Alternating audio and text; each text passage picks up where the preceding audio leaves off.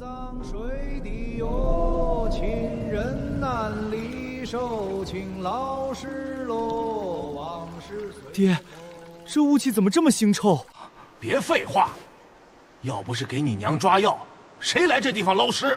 老师傅，此处地形凹陷，气压极低，亥位在北，腐殖质堆积产生瘴气，这儿的尸身受气压影响，极易产生异动，乃是大凶之兆。是棺材板，那是具红衣力士。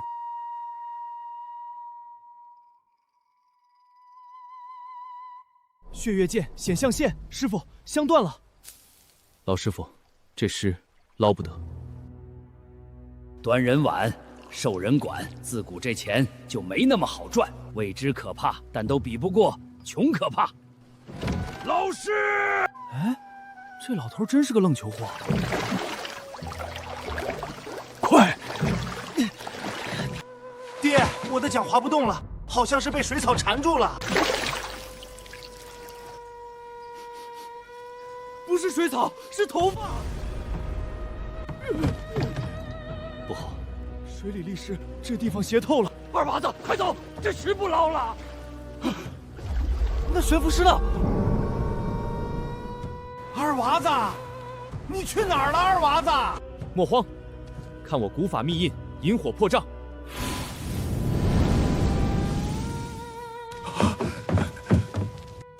神仙下凡，严大师救命！你是在找我吗？二娃子！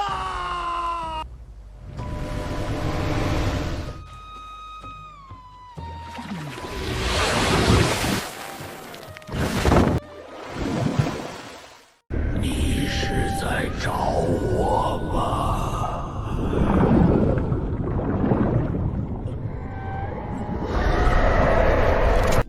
既然你们的恐惧已经具象化了，那就好办了。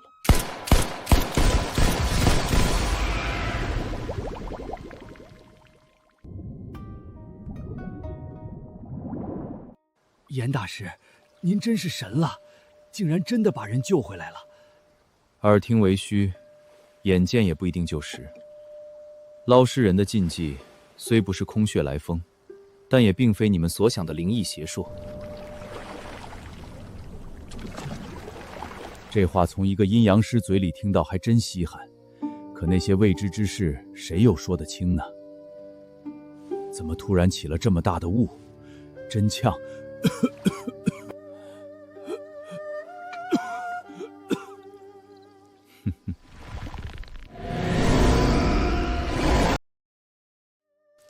鬼门档里面的腐物太多，产生的瘴气很容易迷人心智，产生幻想。这时候人要是下了水，自然就会丢了命。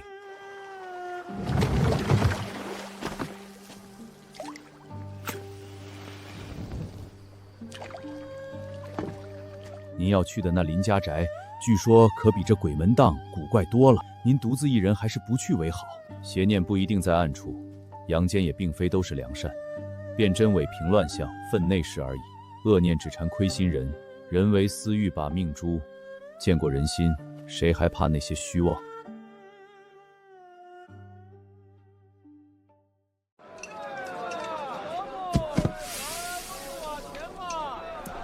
老大，大伙儿，城外那个林家宅听说过没？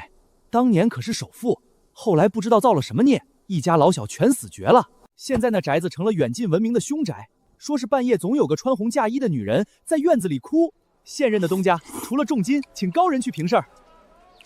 红嫁衣，又是这种烂俗的戏码，八成是当年干了什么伤天害理的亏心事，自己把自己给吓死了。咱们捞尸那点事儿，现在都被传成神话了，不少人慕名来找咱，包括这个林家宅。这大活咱们接不接？黑狗血，那是骗江湖傻子的。这世上哪有什么真鬼，鬼都不在坟头里，全长在活人的心眼里。我这行说白了就是个心理大夫，那些做了亏心事的人心里都有个脓疮，我先用几道符咒做引子，把他们潜意识里的恐惧调出来。等他们真看见了自己心里的鬼，我就用这玩意儿给他来个物理超度，一枪崩了，包治百病。高，还是老大你这招物理超度管用。老板，结账。客官，您刚才一个人在那儿嘀嘀咕咕的说什么呀？跟我伙计说话呀，你没看见？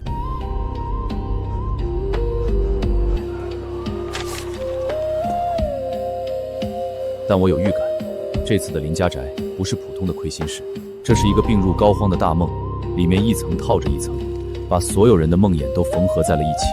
记住，我杀的不是鬼，是你那颗坏透了的心。下一台手术，林家宅，别闭眼。老严，咱们鬼门塔捞尸那点事儿，现在都被传成神话了。捞尸，那只是生意。林家寨37，小姑娘穿上红嫁衣，红事白事连一起，活人这节奏丧命归西。不对劲。小伙伴别着急，看我钉在棺材里，黑洞洞长相依，命断3更在满期。老严，你看什么呢？3个小孩，不是4个吗？就3个。这世上没有变人的法术。不好！破！老严，你疯了？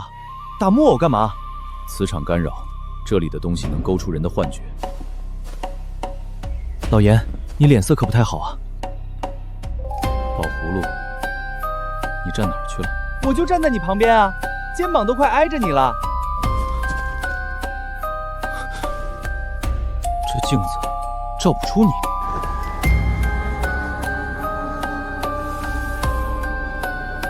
既然实体化了，那就别怪我。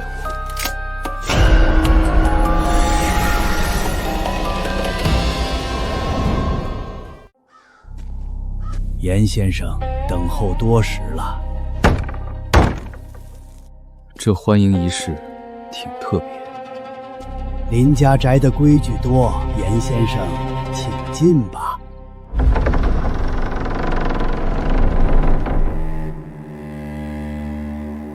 这林家斋3层取3才之意，乾坤8卦各有定数。可这地上的脚印儿，严先生请看，这可不是活人能踩出来的。这宅子里的风水被人动过，腥气重，湿气浓。师傅，这地方磁场全乱了。地字号坎字房，那是极阴之位，脚印在这儿站得最久，说明里面的东西在等门。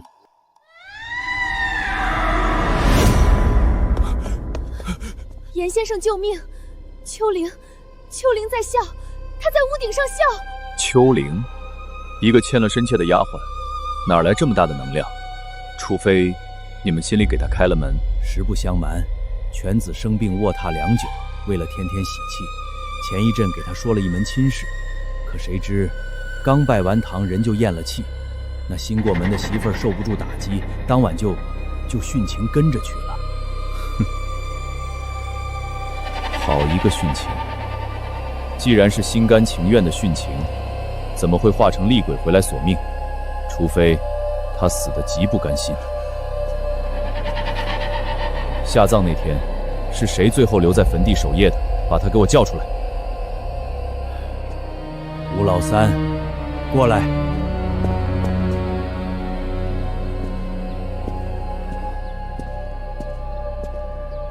严先生，就是他。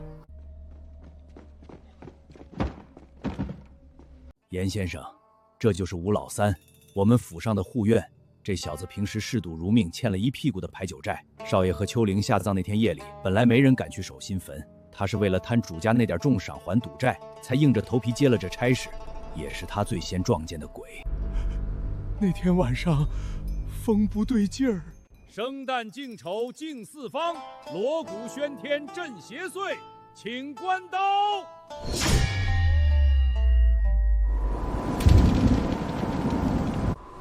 班主，这风不对劲。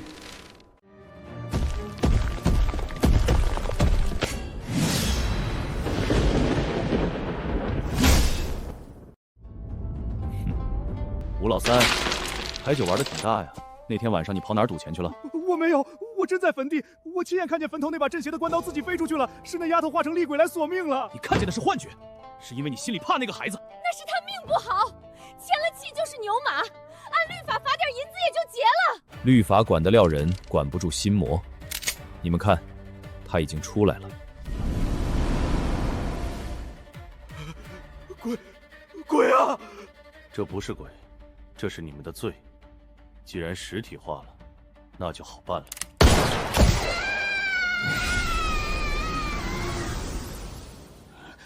哼，如你所说，见过人心，谁还怕那些虚妄之物？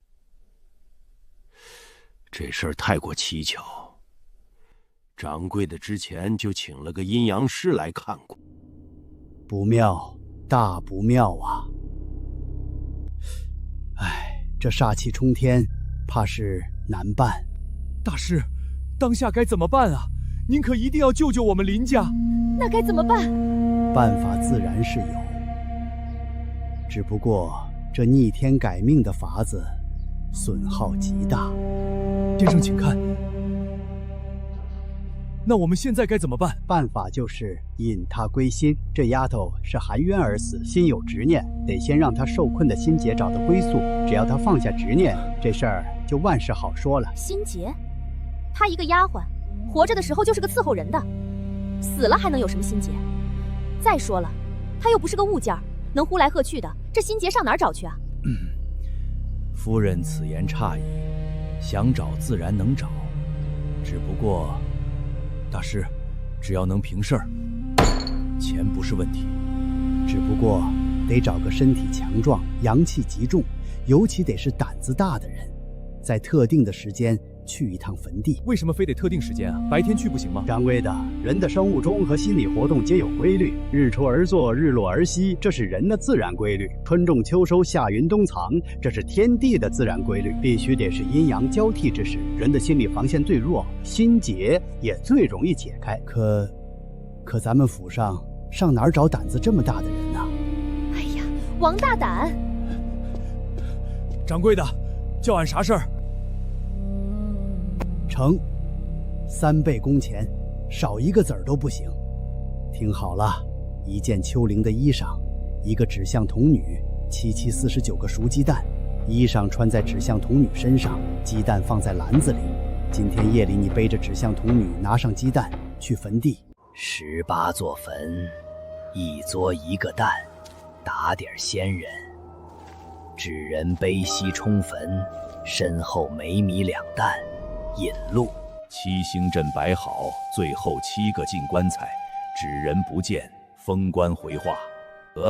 这钱赚的容易。我的银子呢？谁拿了我的银子？王大胆儿，银子！妈呀，鬼钱！还给我！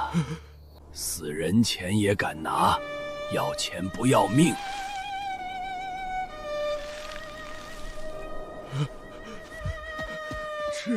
吃人了！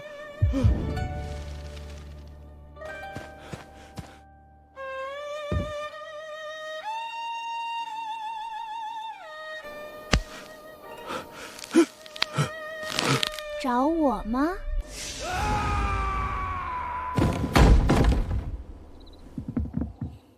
天一亮，王大胆死在棺材里了。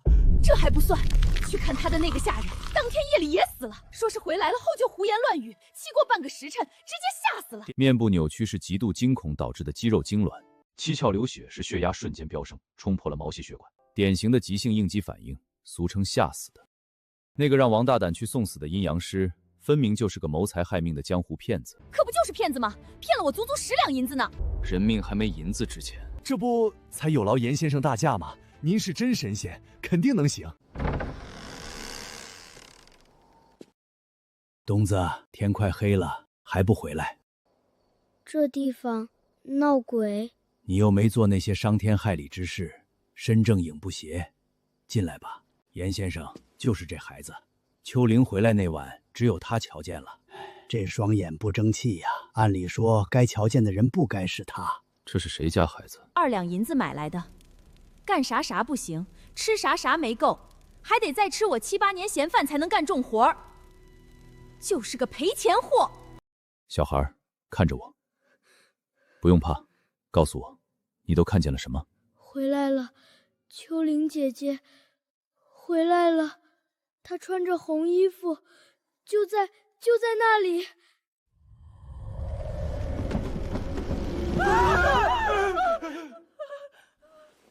哼，装神弄鬼。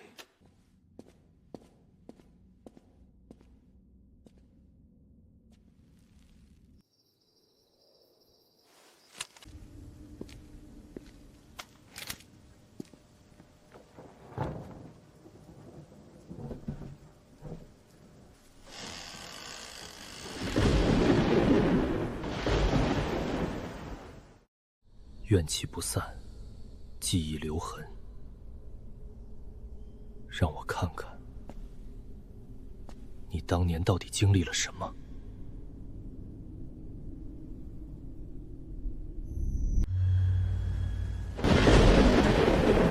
林家宅37，小姑娘穿上红嫁衣，红事白事连一起，活人陪葬命归西。小伙伴，别着急，看我钉在棺材里。救命！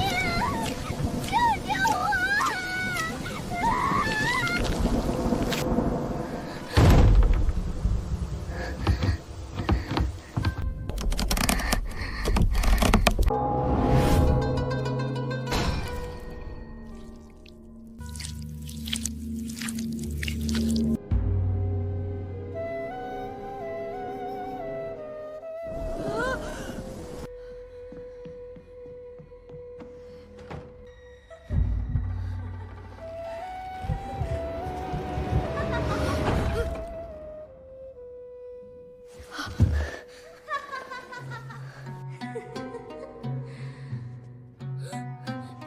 别过来！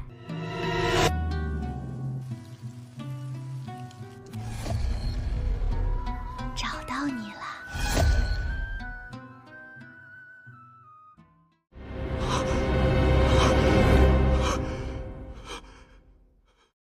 怪事迭出，反常的情绪波动。最怕的是那异常的笑容，那是极度恐惧下大脑为了自我保护而产生的错乱信号。东子，秋玲穿多大的鞋？6寸半。没错，我拿秋玲生前的鞋比过那晚留下的血脚印，确实是6寸半，分毫不差。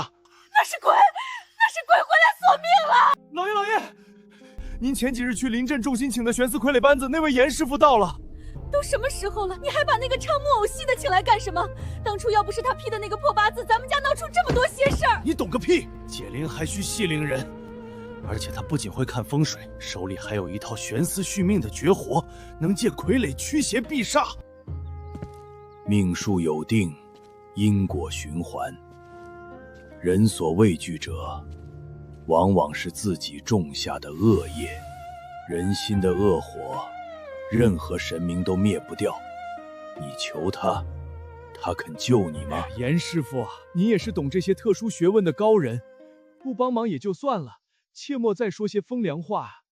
呵呵，阴阳师惯说空，指南指北指西东。世间若绝佳之地，为何不见其自身显赫？你装什么清高？当初安排那场婚事时，2人的生辰八字还是你给批的呢。我是给少爷批了八字，可我没让你们杀人。少爷没熬过去，那是他命数已尽。但你们竟然把一个活生生的丫头硬塞进棺材里，你们的良心让狗啃了！人心自有其法则，环境布局亦有其深奥。前辈有事，看破不说破。年轻人，你的法器太重。见过前辈，晚生也姓严，和您应属同门。不过我的法器专治各种不符。生逢乱世，为了混口饭吃，帮人批个八字，看个风水，本以为是积德，谁知却成了帮凶。骗人难骗己啊！这宅子里的怨气，不是你这把枪能平得了的。他们怕的是秋玲的怨，而你小心你自己的心魔。我今天折返回来，不是为了救你们这帮畜生，是为了赎我自己的罪。这2天，我和徒弟就住在2楼的仁1号客房，我要给那可怜的丫头念经超度，没我的允许，谁也别来2楼打扰。陈阳，我们走。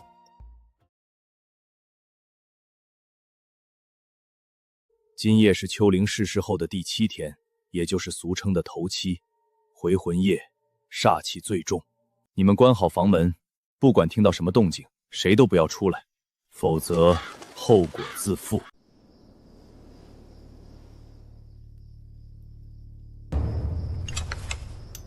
老严，今天这宅子里的人和事，你怎么看？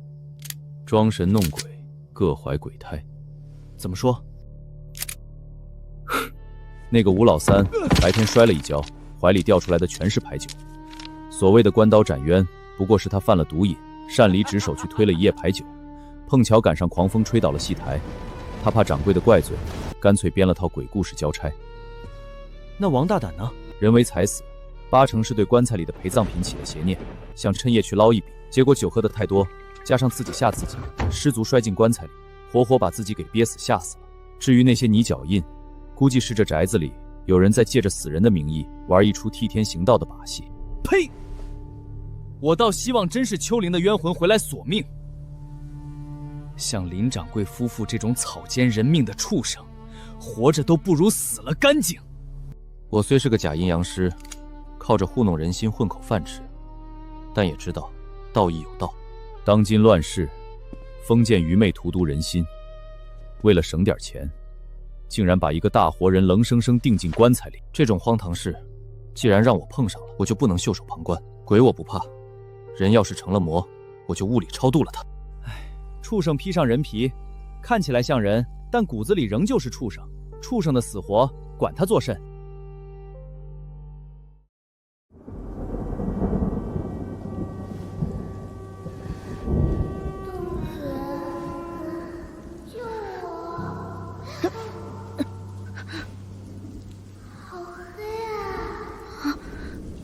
花蝴蝶，芳草地，2个小孩做游戏，其中1个不见了，2个只剩1。躺好了没？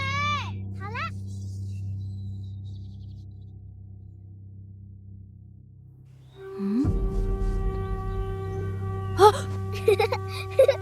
你是在找我吗？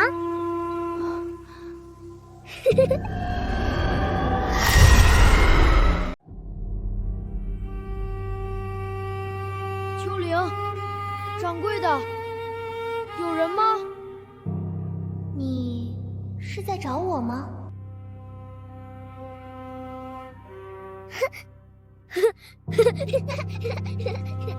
你找我，我找你，2个小孩做游戏。东子，陪我玩，陪我玩。哎，秋灵，这是去哪儿啊？陪我玩，陪我玩。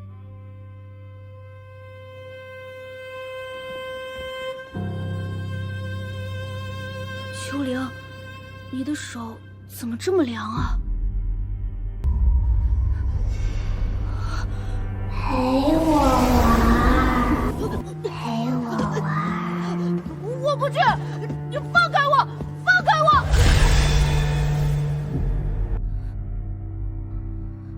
我在这里好冷，你陪着我，陪着我，陪着我。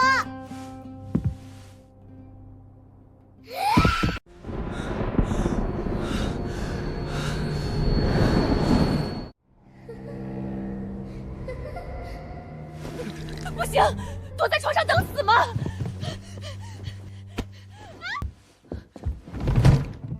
把外面的铜锁给我挂上，天不亮绝对不许打开。那我怎么办？我去哪儿啊？地方哪儿不能躲？平时不是就数你主意最多、最能算计吗？快点锁上！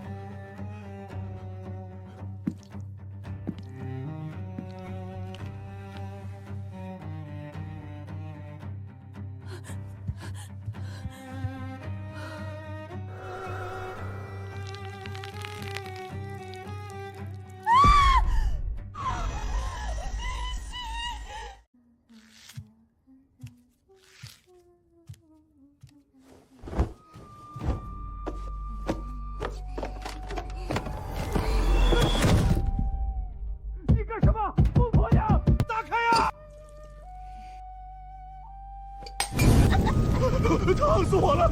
救命啊！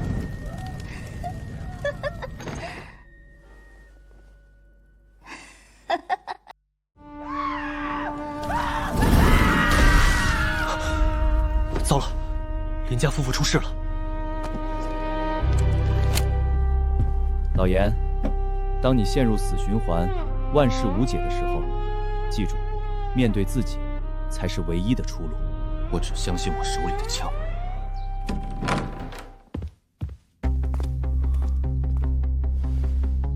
强磁场干扰，还是高浓度致幻气体？跟我玩鬼打墙幻境是吧？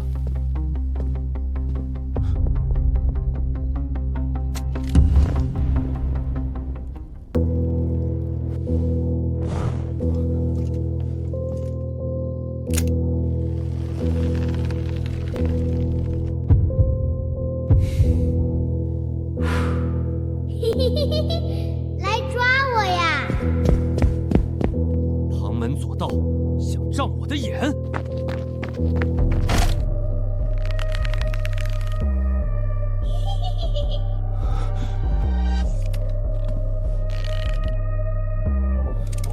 装神弄鬼。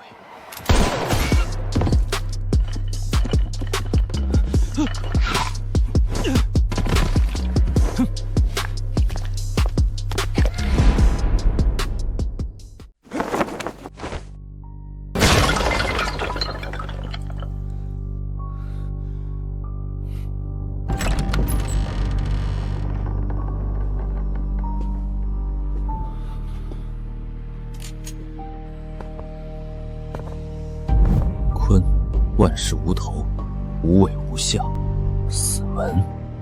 这宅子的磁场全汇聚在这儿了。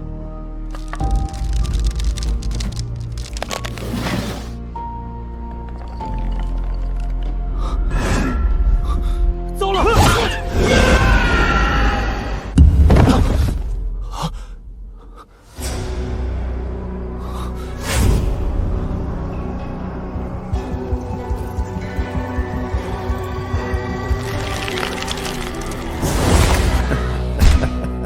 滚出我的脑子！滚出我的脑子！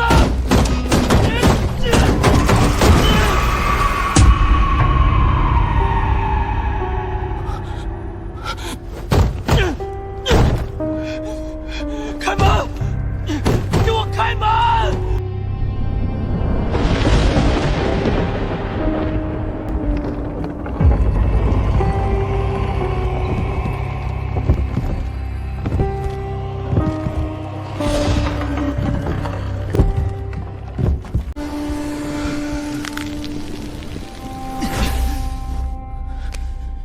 一切恐惧皆为心障，给我破！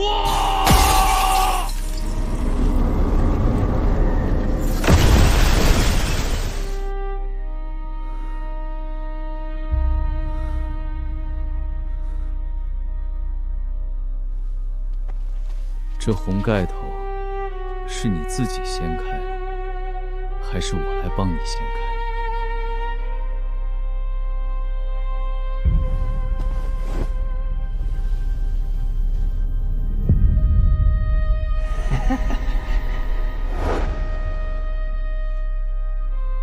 东子，为什么？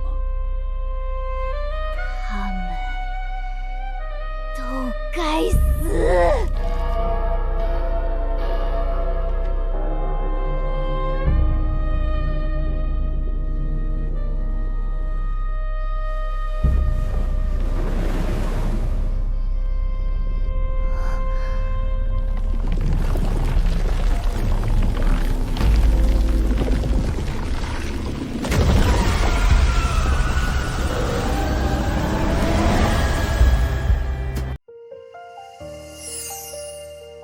我是东子，是个没爹没娘的野孩子，被卖到林家当最下等的小厮。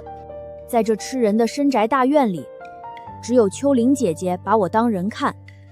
那天，林家请来了一个唱提线木偶戏的严大伯，那是我这辈子见过最神奇的东西，也是我最开心的一天。严大伯，严大伯，这木头小人太神了，我也想学木偶戏，教我嘛！答，吾那黄口小儿想学俺这通天彻地的本事，那你得先磕头拜师才行啊！这木偶成精了，他怎么会说话呀？秋玲姐姐，你不知道吧？这是严大伯的绝活，叫腹语口技。大伯说，练好了这门功夫，学谁说话就像谁，连鸟叫虫鸣都能学得一模一样。腹语口技，难怪坟地里的老头索命声，还有走廊里的笑声，能做到只闻其声不见其人。严大伯，您别动，您这件上衣的肩膀处被提线磨破了一个大洞呢。嗨，走江湖的磕磕碰碰，破个洞不碍事。那怎么行？马上就入秋了，夜里风凉会落下病根的。您等一会儿表演完了脱下来，秋玲给您补上。我的针线活可好了，保证补的一点都看不出来。好孩子，大伯谢谢你。这么善良、鲜活的一个人，到底经历了什么，才会变成树上那具充满怨气的提线木偶？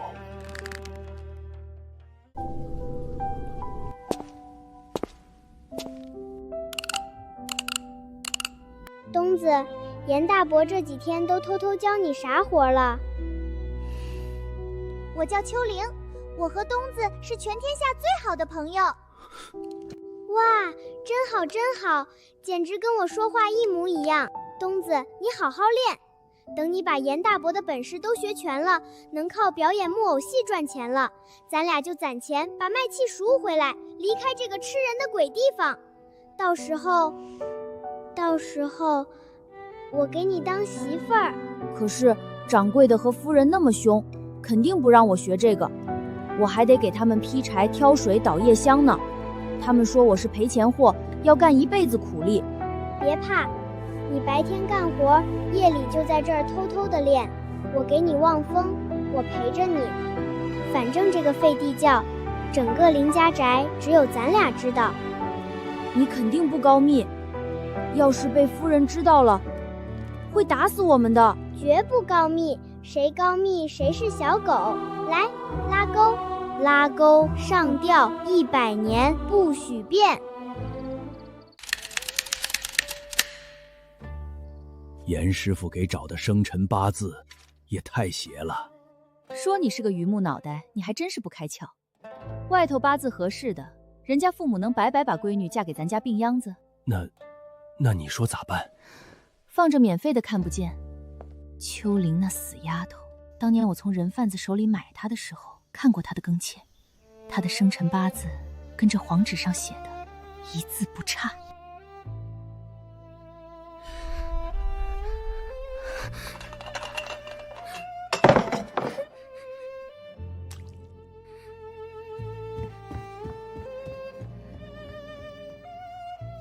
东子哥，我不想死。我听见老爷和夫人说了，少爷的痨病快不行了，他们要逼我穿上红嫁衣去冲洗。夫人还说，要是少爷没挺过去，就把我绑了。少爷死了，我也活不成。地下好黑呀，我不想死，我害怕。你别怕，你就躲在这儿，哪儿也别去。就算天塌下来，我替你顶着，我保护你。小兔崽子，骨头还挺硬，说不说秋玲那死丫头到底藏哪儿了？迎亲的轿子马上就到了，误了时辰，老子扒了你的皮！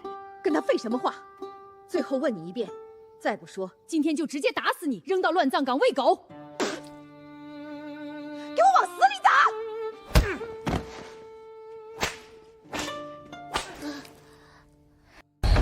别打了，你们别打他了！我出来，我跟你们走，求求你们放了他，我嫁就是了。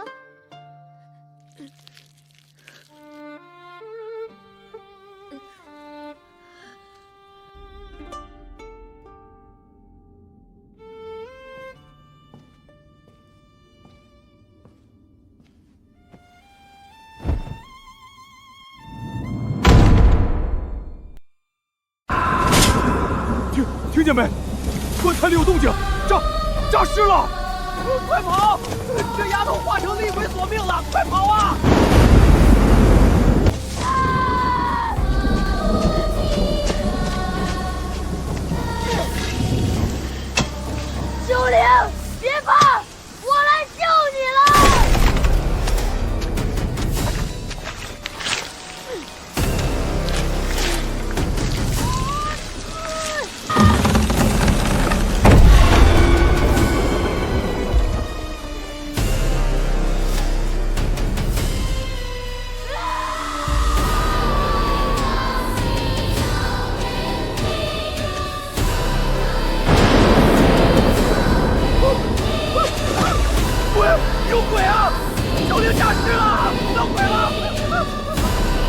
既然你们怕鬼，那我就变成鬼。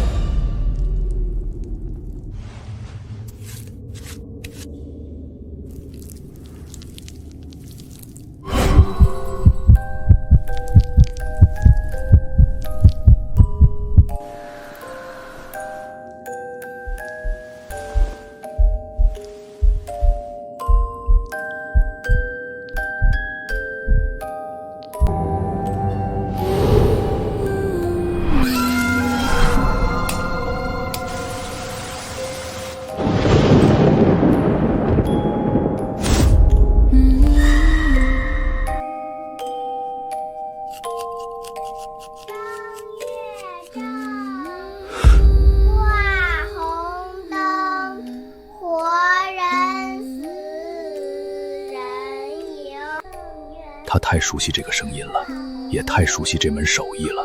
他知道外面根本没有鬼，那是东子用他教的腹语口技，在宅子的通风口或者走廊深处模仿出来的。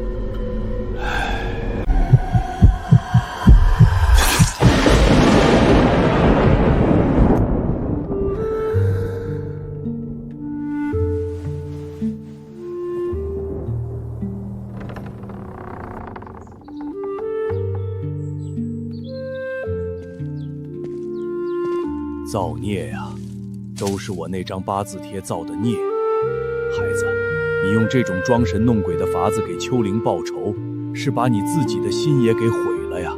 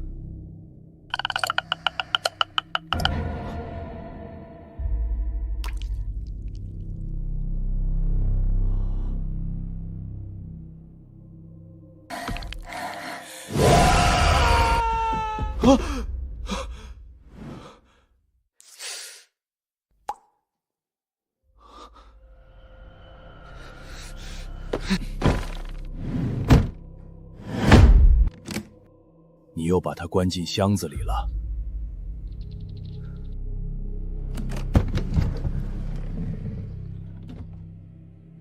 你对他不好，他就容易歪倒。这木偶虽是死物，却也寄托着你的心意。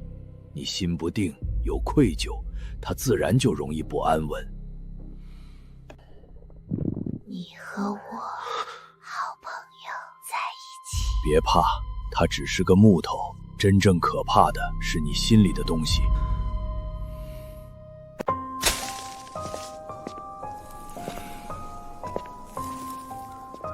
我说老大，你这几天整宿的抽烟，翻来覆去像烙饼似的，怎么着？还对这破宅子的事儿耿耿于怀呢？案子都结了，林家死绝了，仇也报了，你大老远又跑回来吃一嘴灰，图什么？案子是结了，但心里的坎没过去。我总觉得这宅子里的怨气没散干净，像是有什么东西还在暗处盯着。得了吧，你就是大发善心，觉得咱们来晚了一步，没救下那个被害死的丫头，又眼睁睁看着东子那小子变成了恶鬼，你心里过意不去？天有八门，一通八风；地有八方，一应八卦。当年掌柜的非要住在坎字坊，说是大师算过，住进去就图个大吉大利，财源广进。可天地神明哪能容得下这等丧尽天良的邪恶灵魂？算计得再精，终究都是枉然。老祖宗几千年流传下来的易经八卦肯定有它的道理，但人心里一旦生了贪念，把这些当成作恶的护身符，开始搞封建迷信那一套，那就是本末倒置，自寻死路。老大说的对，如果不迷信，那对狗男女怎么会做出这等蠢事儿？如果不迷信，不做亏心事，又怎么会被东子装神弄鬼给活活吓疯？这就叫恶有恶报，天道好轮回。话多，不过理是这个理。严先生，您在跟谁说话？跟我伙计说话呀。你老眼灰花了？这么大个活人站在这儿看不见？严先生，你别吓我，那儿哪有人啊？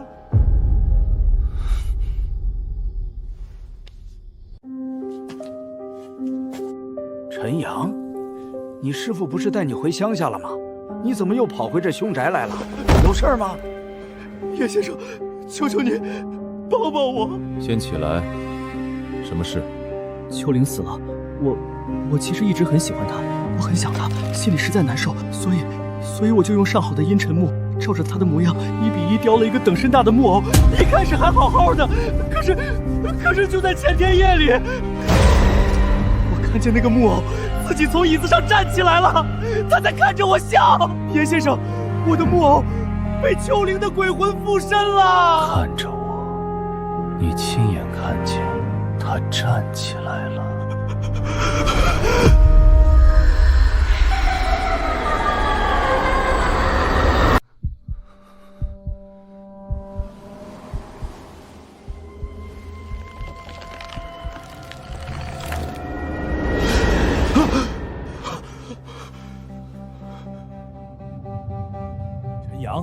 陈阳，你做什么死呢？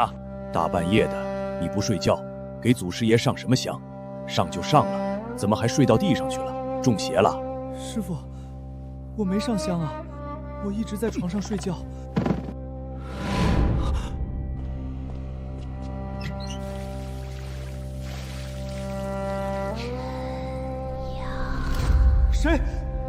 谁在那儿？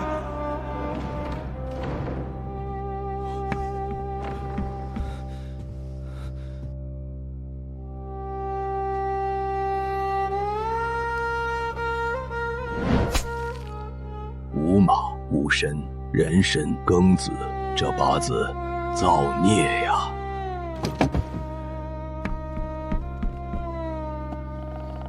秋玲，对不住，我这就送你走。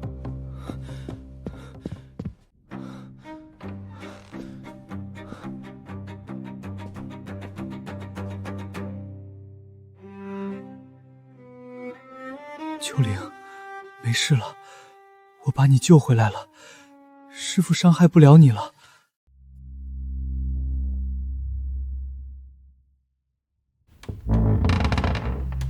好朋友在一起。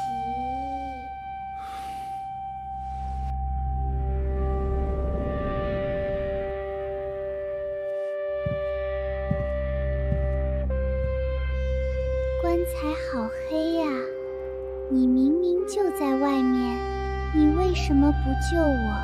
我救不了你，我没办法。你们都要给我陪葬。秋玲不会这么逼我，你是个恶鬼。你们都要给陪葬。闭嘴，别说了，别想害我，也别想害我师父，去死，去死，去死！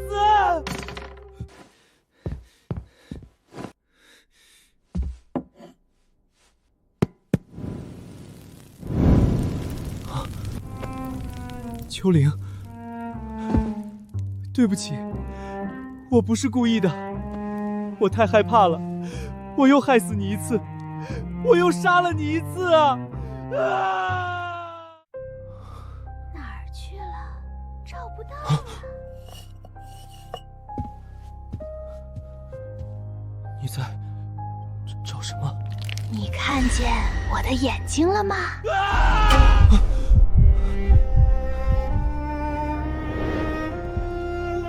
这是什么啊，师傅？大半夜的。喝了它。这药怎么这么难闻？喝了它，你就解脱了。为什么这么对他？为什么？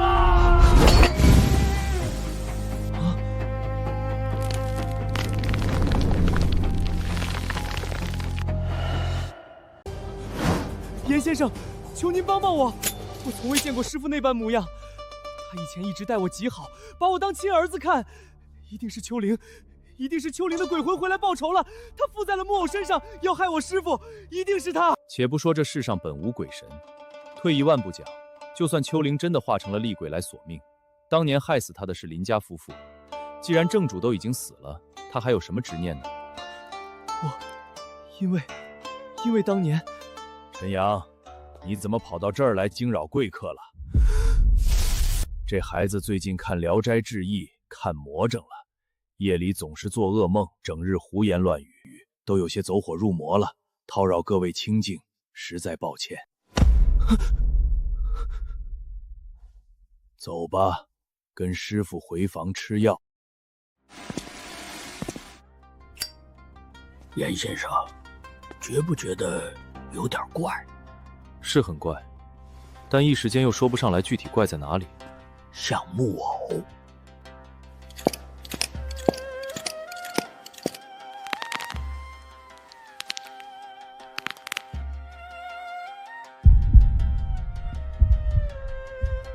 对，就是木偶，他的关节僵硬，肌肉紧绷，根本不是一个正常活人的姿态，他被人控制了。老大，这手法眼熟吧？眼人术，你以前见过？就是他。眼人术，那是什么写法？传闻是懂写法的妖道，用符水迷人心意志，让人任由驱使，成为行尸走肉般的傀儡。真有这种写法？曾经，我也碰到过这么一档子用眼人术作恶的怪事。木腿老驼子，一嘴黑牙子，走路咔咔响，专吃去，一边玩去！唱什么丧气歌？作孽啊！好好个大胖小子，说没就没了。肯定是那东西干的。昨晚半夜，我听见村头有咔咔的木头敲地声。先生，您可算来了，您快瞧瞧吧，这魂儿都吓飞了。瞳孔涣散，脉象弦急如乱丝，怎么吓成这样的？孩子半夜让老驼子给偷了，这事儿搁谁身上，谁都得疯啊！什么老驼子？都是咱们这儿老一辈传下来的邪乎事儿。据说那老驼子根本不是人，是个怪物，后背绑着个大包，靠2条假木腿走路。他专挑半夜出来，听见哪家有小孩哭闹，就摸进去把孩子偷走吃了。听说吃了人肉，那一嘴的牙都是黑的。平时我们都拿他吓唬不听话的孩子，谁成想，要说真见过这怪物的，恐怕也就只有他了。取一缕他的头发来。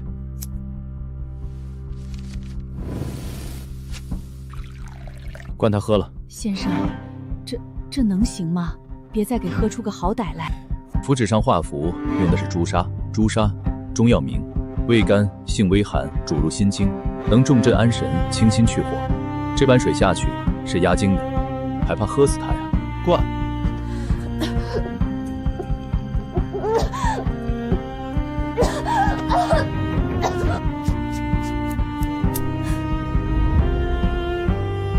看着火苗，深呼吸。你现在很安全。告诉我，昨晚半夜你醒过来的时候看见什么了？木腿，老驼子。哎呦，不哭不哭，乖宝啊，马上就到家了。别哭了，再哭，老驼子就要来抓你了。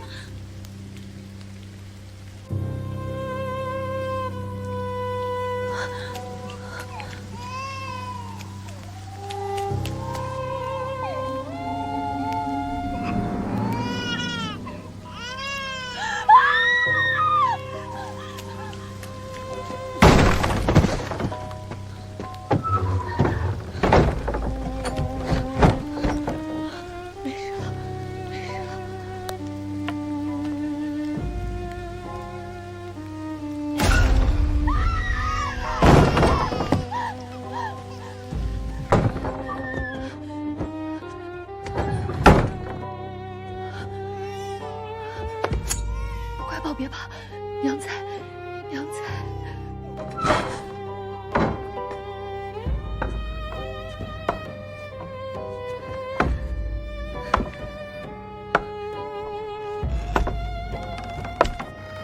我可不管你是人是鬼，欺负我男人不在家是吧？你敢进来我就挠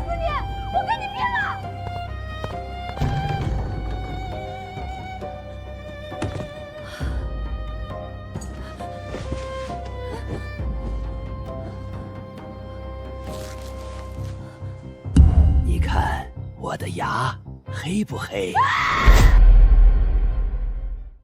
那个女人疯了，但我当时还是从她断断续续的疯话里问清了那婴儿身上的特征。左边屁股上有一块铜钱大小的红胎记，我答应她，走南访北的时候会替她留意着点。时隔几年后，我在外乡的一次庙会上碰见了一个洋人办的马戏团，他们搭了个黑帐篷，专门展览所谓的天下奇观。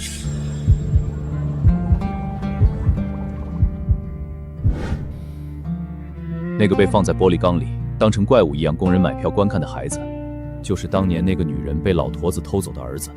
采生折割，拍花子，这帮畜生把好好的活人孩子偷走，硬生生砍断手脚，弄成残废怪物去讨饭去展览，这是泯灭人性、丧尽天良的千古奇罪呀！大清律例里是要凌迟处死的，时至今日，竟然还有人敢用这种恶毒的方法为非作歹。所以，哪有什么专吃小孩的木腿老坨子的？不过是那帮拍花子的人贩子，为了掩人耳目，故意装神弄鬼，散布恐怖童谣罢了。他们用的那是掩人术里的下三滥手段，先用迷药乱了女人的心智，再用提线木偶在黑夜里装神弄鬼。那女人本就护子心切，被这半人半木的怪物一吓，精神当场就崩溃了。他们借着这鬼扯线的障眼法，轻而易举地抢走了孩子，却把一个疯娘留在了人间地狱。老大，如果当年那个老坨子是人贩子装的，那现在呢？如果掩尸也是中了掩人术，成了被人操控的傀儡，那是谁在操控他？总不能是那个长得像丘陵的木偶吧？木头疙瘩可不会给人下药。是啊，木偶不会下药，能给师傅下药，能精准控制师傅行为，还能在半夜装神弄鬼把一切推给丘陵鬼魂的，只有一个人。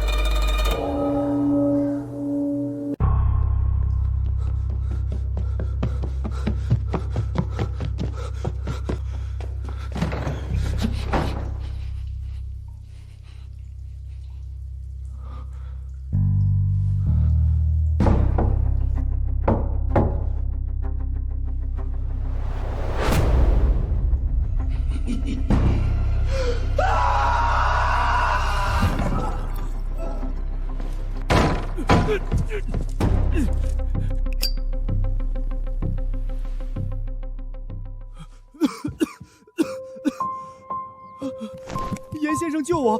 师傅疯了，他被鬼上身了，他要杀了我！快到我这儿来！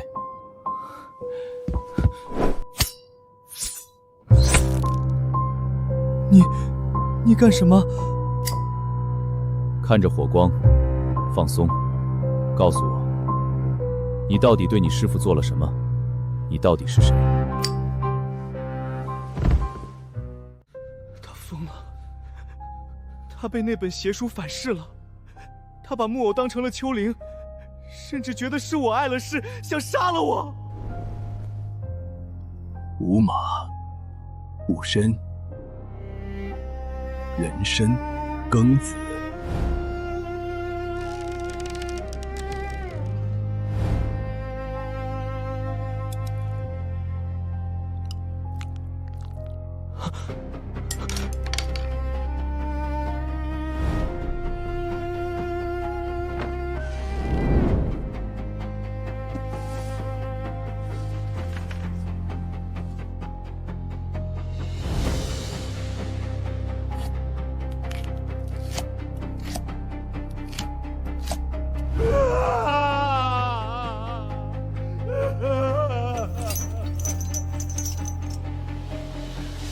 忘掉这个吃人的宅子，从今天起，世上再也没有东子这个人了。你跟着我，干干净净地活在太阳底下，以后你就叫陈阳。我要重新回到这里，因为丘陵在这儿。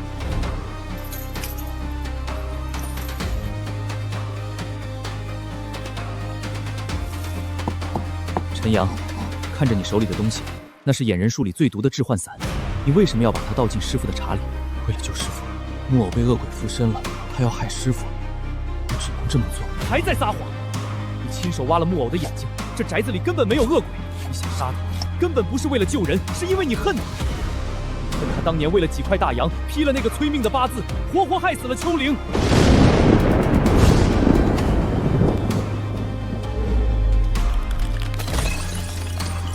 对，是他害死了秋灵。如果不是他贪财去算那个八字，秋灵根本不会被害死。哼，他每天装出一副慈悲的样子，其实他才是杀人凶手。他该死，他早就该死了。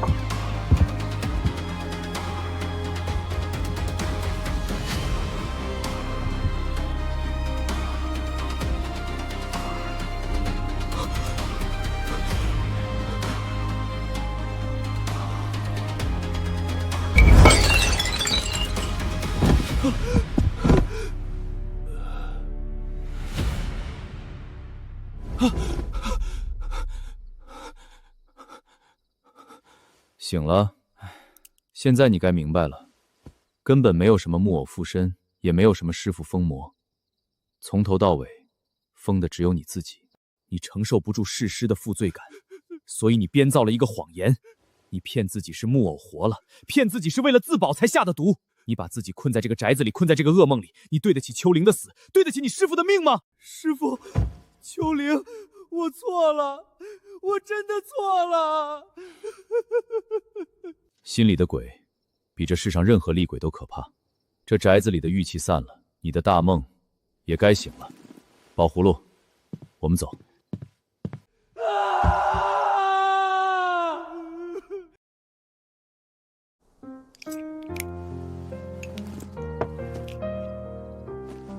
搞了半天，封的根本不是师傅。陈阳这小子连自己都骗，硬把下毒复仇说成是救人。走吧，这台手术做完了。木偶终究是木头，回不了魂，能醒悟的只有活人自己的心。还记得我教过你的那句话吗？记得，世上本无鬼，心鬼即为愧。此行一趟，真如同入了镜花缘里的双面果。这世上最难测的，果然还是人心。真是人有千面，唯心自知。大凡宇宙万物，皆有一正一反，天地犹分阴阳，何况这红尘里的芸芸众生呢？如此说来，世人都是自己的阴阳先生喽。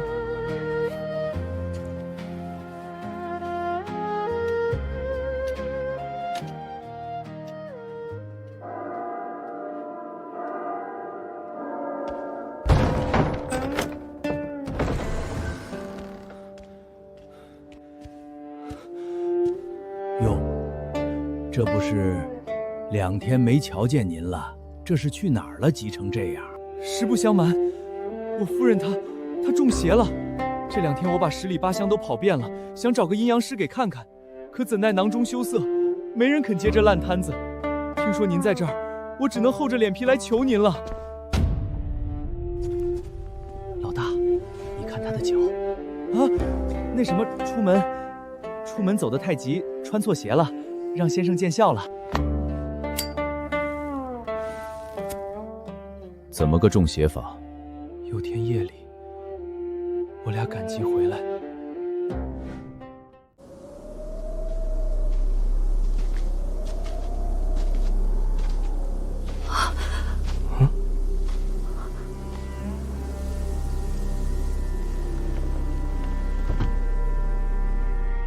当家的，你看，这大半夜的，坟地里怎么还停着顶红花轿呢？别乱指，不是给活人做的。死人还能坐轿啊？别问了，荒郊野外的，冲撞了不干净的东西就麻烦了，抓紧赶路。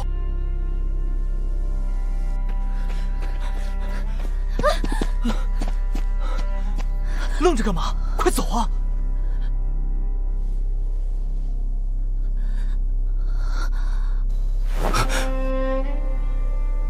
怎么了？那顶红花轿。什么红花轿？刚才在坟地看见的那顶红花轿。什么红花轿？他跑到咱们前面去了，就在路中间挡着呢。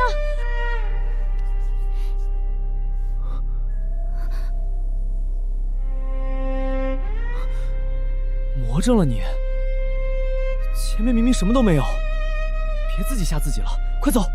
你别吓我，你真看不见，他就在那儿啊！你也别吓我，你真看见了？绕道，咱们从田埂上绕过去。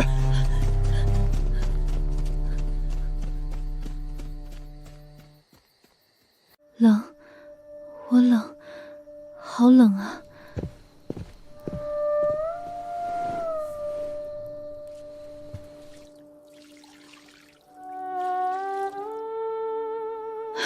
别过来！月如，是我给你敷敷头。别过来！你别过来！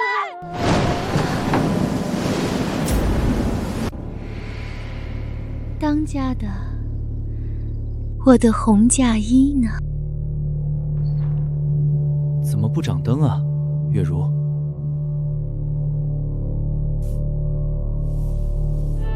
月如，大半夜的，你怎么把出嫁时的衣裳穿上了？月如，我跟你说话呢。嫁衣送给心上人。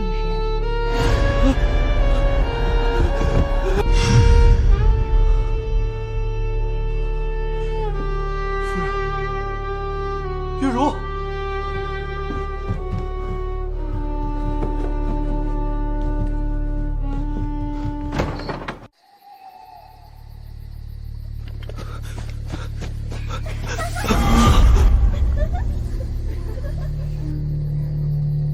世间有人说，嫦娥是被冯蒙所迫，无奈之下才吃了仙药，飞上月亮；也有人说，是后羿从西王母那儿讨来仙药后，嫦娥贪心，独自偷服了仙药，抛下丈夫飞到了月宫。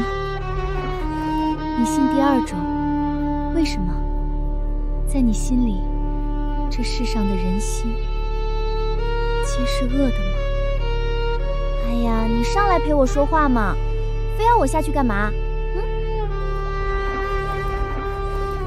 你说，只要我下去了，就可以和嫦娥一样，飞天成仙，真的？可不兴骗我。那好，我信你一次。月如，要不是那天夜里我死死拽住她，把她从河水里硬拖上来，估计……可是，从那晚被救上来开始，她就彻底变了个人。白天根本看不住她，一眨眼人就没影了。到处找不着，非得等到3更半夜，他才自己晃晃悠悠的回来。每次回来，他全身上下都是湿漉漉的，往地上直滴答水，就像刚从河底爬上来一样。而且他还总是坐在床沿上，直勾勾的盯着墙，一边傻笑，一边不停的摸自己的肚子。您二位见多识广，您给评评理，这要不是水鬼缠身中邪了，还能是什么？严先生，这事儿透着邪气，您看。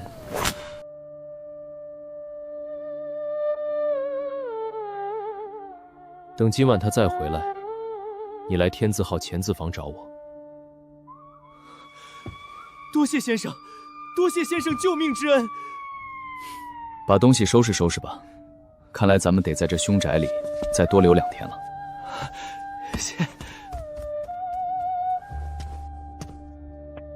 老大，他说出门走得急，穿错了他夫人的鞋，可他一个大男人的脚，居然能塞进他夫人的绣花鞋里，他夫人的脚可够大的呀。是啊，脚大，胆子更大。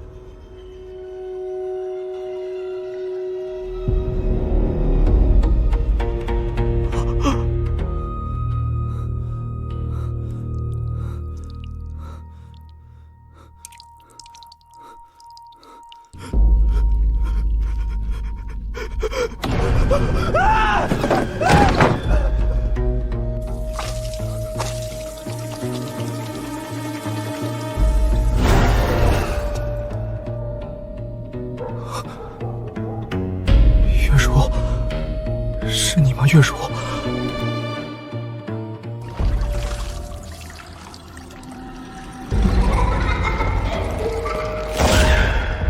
谁啊？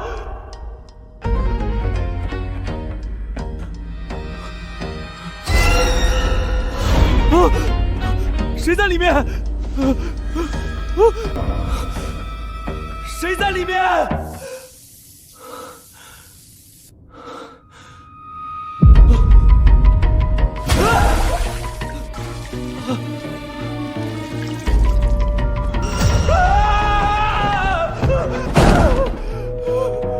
谁在里面？少他妈装神弄鬼的，给我出来！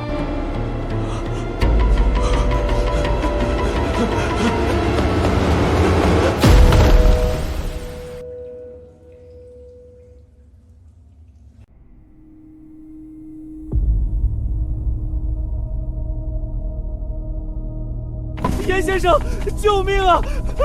救命啊！救谁的命？月如被水溺了，她快不行了，你快给她看看啊！月如在哪？就在这儿啊，我抱着呢，你没看见？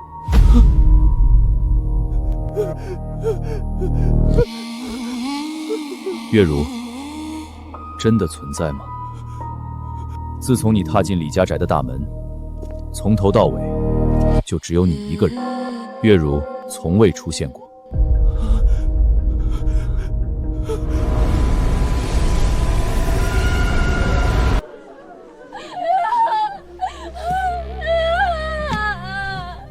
娘，您别卖了我，我求求您了，我出去干活，我给家里挣钱。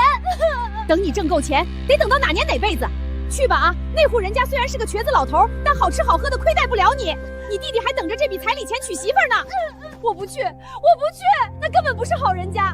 娘，我也是您身上掉下来的肉啊，您怎么能狠心把我往火坑里推呢？家里4张嘴要吃饭，你弟弟还要传宗接代，你在家白吃白喝的，不卖你，全家一起饿死吗？爹，我会唱曲儿，我嗓子好，我出去唱曲儿挣钱给我弟娶媳妇儿。唱曲儿？那是下九流的姚姐儿干的玩意儿，你拉得下这个脸？我们老李家还丢不起个人呢，赶紧滚！他的身契，我买了。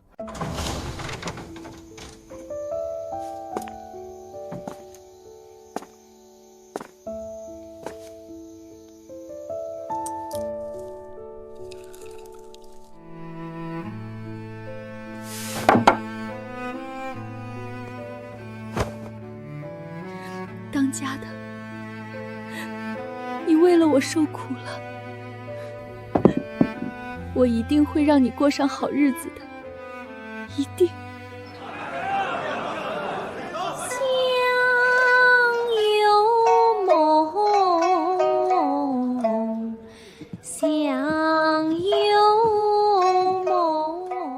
小模样长得真水灵，唱的爷心里直痒痒。三爷阔气，娘子还不赶紧谢赏？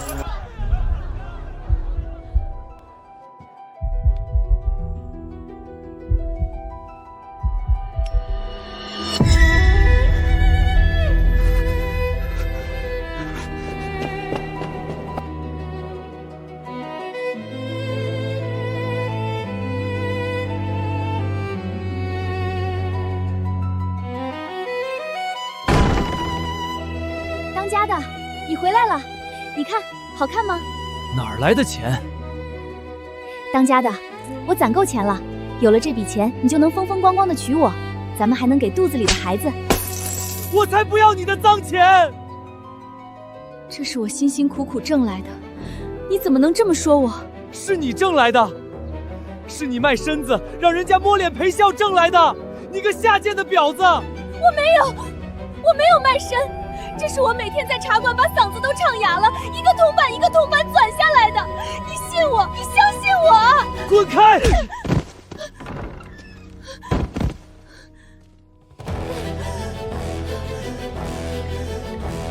我的肚子，我的孩子！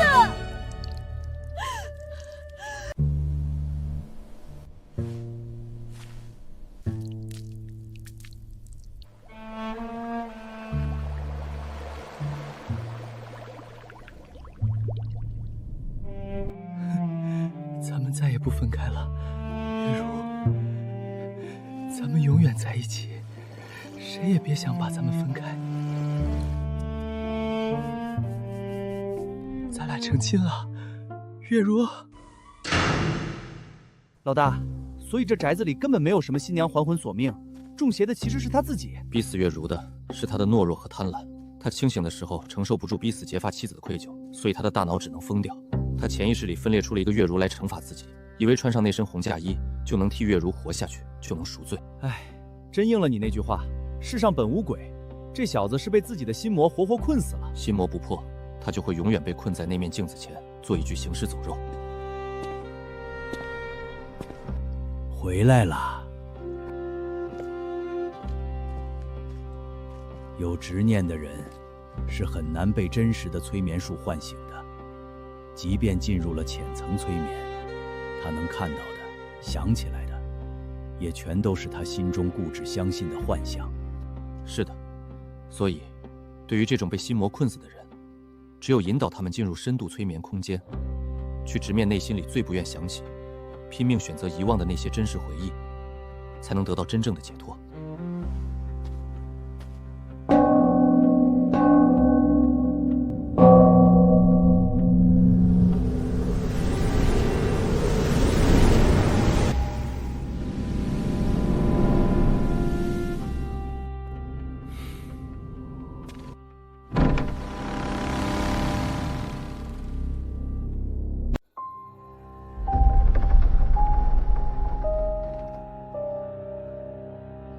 说，秋玲那个小贱人到底藏哪儿了？好个嘴硬的小畜生！反正少爷在那头也得有个下人伺候端茶倒水。既然找不到秋玲，那就拿你凑数，让你下去陪少爷。那就把她装进去，别耽误了下葬的时辰。动手！啊！不要！我不要进去！放开我！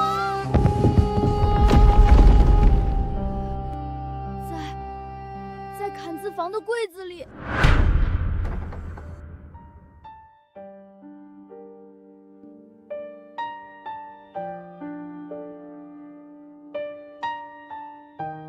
我不怪你，好好活下去。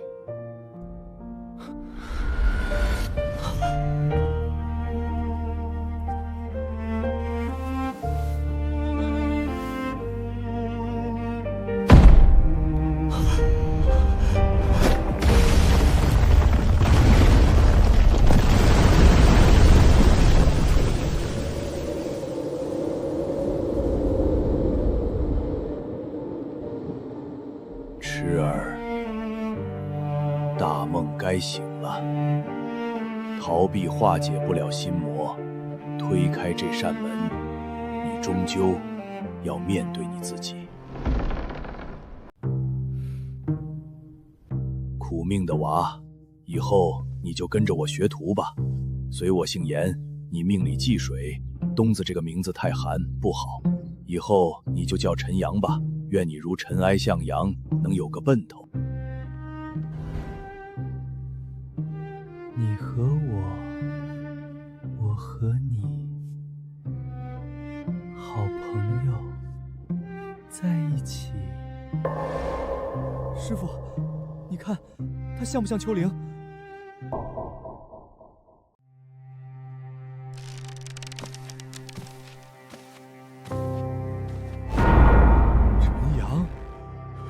大半夜的，你站在这儿干什么？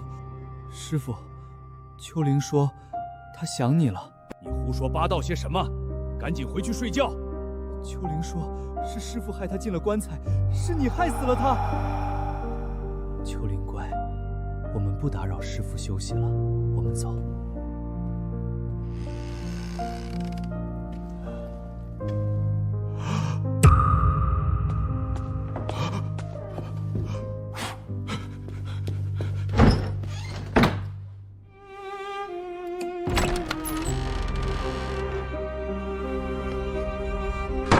害我！不是我害死你的，我没有指那个柜子，我没有。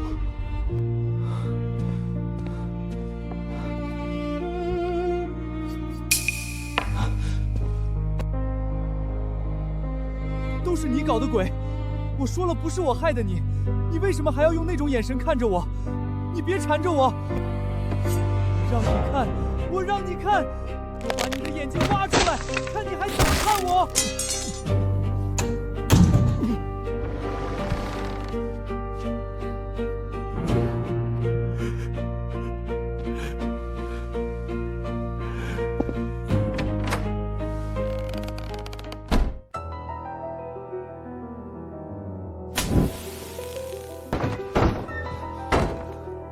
师傅，师傅，去哪儿了？是不是师傅把他藏起来了？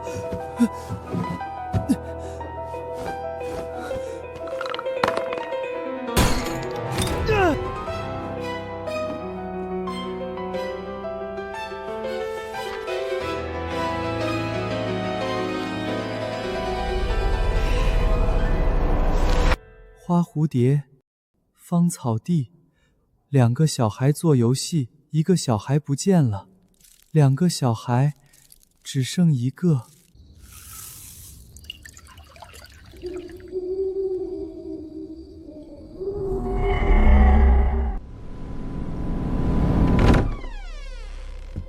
师傅，夜深了，喝口茶润润嗓子吧。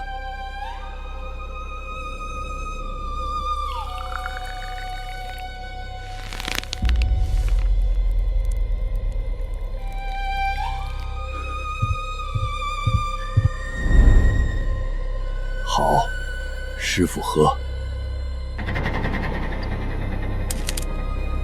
不，师傅。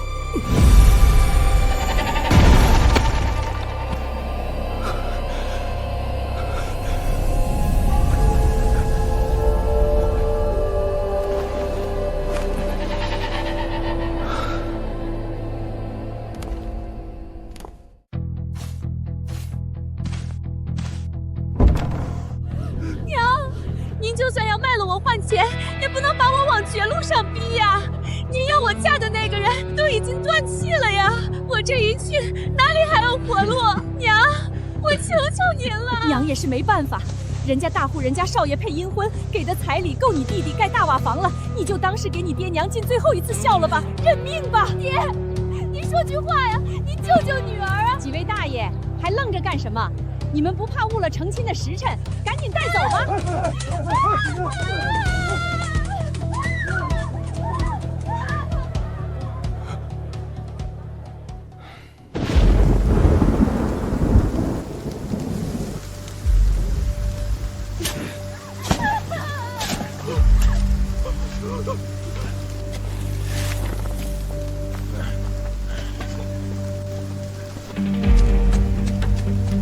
月如，别怕，我来救你，我来救你！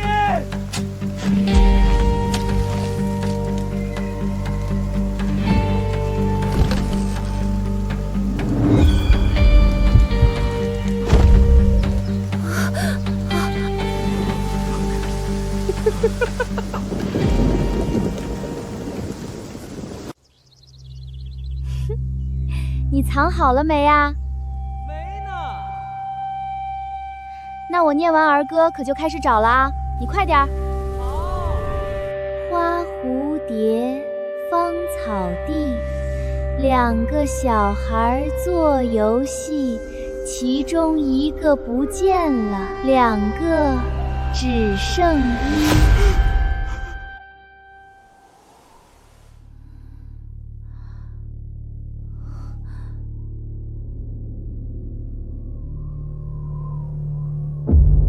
当家的，你大半夜不睡觉干什么？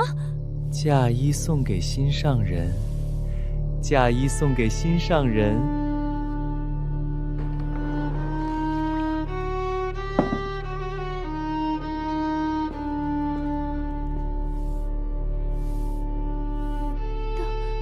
当家的，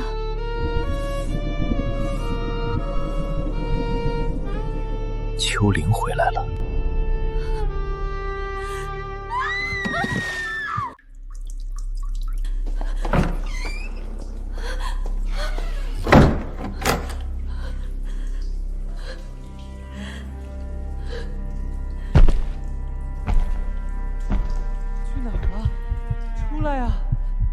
来吧，穿上红嫁衣，咱们永远在一起。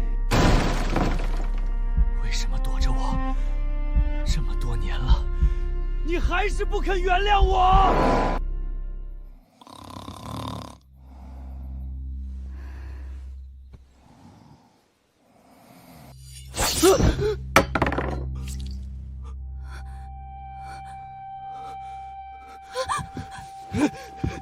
你想害我？你为什么要害我？不是我害死你的，你为什么要害我？我的孩子！对不起，月如，对不起，我控制不了我自己，我是一个怪物。当年，我给你改名叫陈阳，就是希望你能忘却过去，像这尘世间的阳光一般，去容纳、允许自己和别人犯下的错。但后来我发现，你并未从秋灵的阴影里走出。你恨所有与那件事有关的人，包括我。如果我不受到惩罚，你将永远循环在黑暗里。所以你特意让我找到那本眼人术，当着我的面喝下那杯药茶，从此销声匿迹。当宝葫芦找到我，告知你的状况时，我才发现我忘了最关键的一点，你自己也是那件事的相关者，只不过你选择在心里把它死死遮盖起来，不敢直视。但遮盖毕竟不是剔除，它仍在那里。而月如就是那个唤醒你记忆的人，只有当你原谅自己和过去和解，你才能真的走出心魔。可惜宝葫芦没能看到最后，所以这一切都是你设下的局。每个人心底都藏着最不想告人的秘密，藏的时间久了，连自己都不敢再看。可心中魔鬼最爱的就是秘密，尤其是折磨人灵魂的秘密。你逃你躲，它便滋生膨胀。当你被它占据，你就成了自己的鬼。佛说，畜生、恶鬼、地狱为三恶道，众生造作一切恶业而堕其间。可佛没有说的是，这三恶道并不在18层下的铁围炼狱里，它就在这尘世间，在阳光下，在人心里。人心即鬼域，生出万千邪，邪之所向便是无间。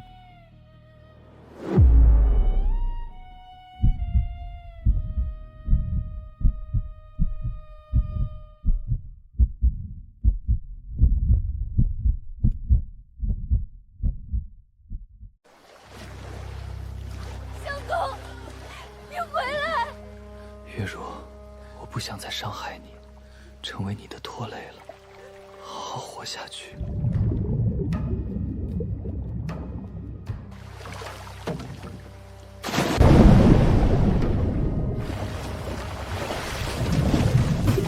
师娘呢？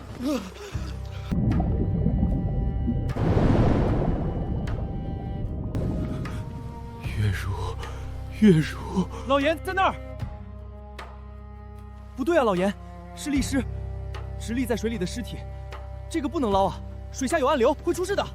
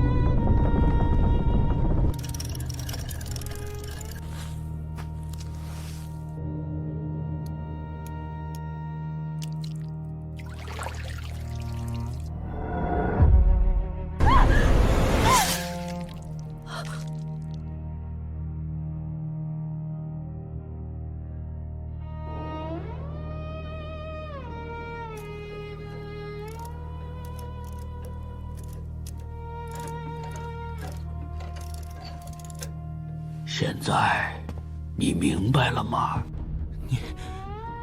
你到底是谁？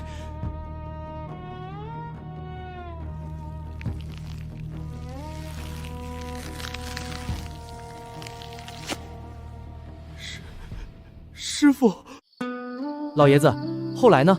这个严不凡，他最后还待在那个林家宅里吗？应该没有吧。离开那个迷惑人的世界，兴许才能不再妄想执着，放过自己。东子、陈阳、后生，这些都是他自己心魔的化身，这我能听明白。可那个一直陪着他的徒弟宝葫芦，怎么也是他呢？再善的人也曾有过一念之恶，再坏的人心底也都有一方净土。这一切皆是你，只不过要看你的良心，这一路走过，是否依旧清澈鲜活？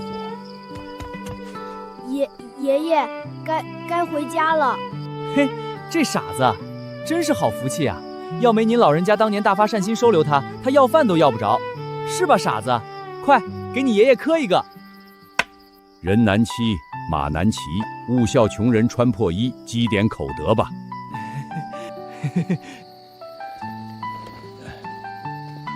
一毫之善，与人方便；一毫之恶，劝人莫做。人生在世啊，不知哪一眼便是开始，哪一眼即是诀别。